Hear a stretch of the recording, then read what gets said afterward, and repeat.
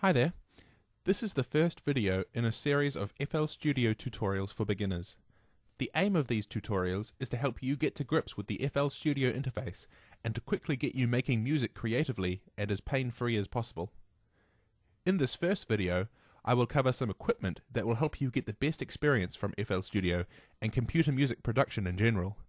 I will then show you how to set up audio within FL Studio so we can start making music.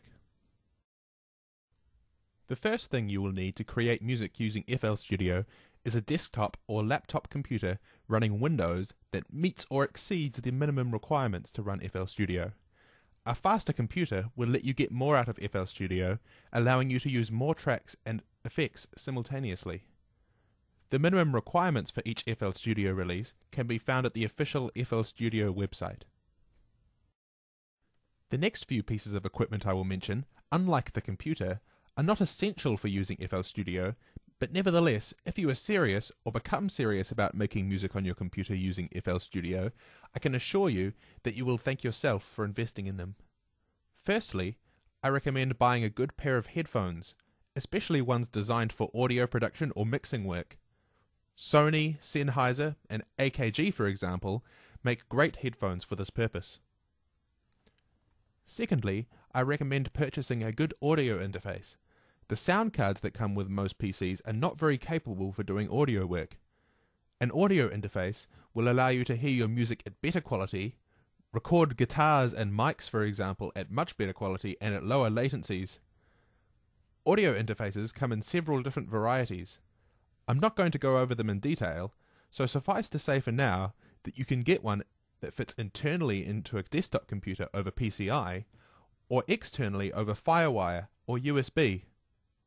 I'm using the Native Instruments Audio Control 1 USB interface. Thirdly, I encourage you to get a MIDI controller, for example a keyboard. Even if you can't play the keyboard at all initially, a MIDI controller can help you open up your music creatively in many ways.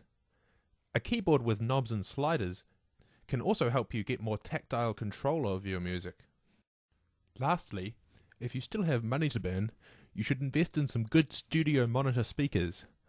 Proper monitor speakers will let you hear the music with little discoloration, allowing you to mix with greater accuracy.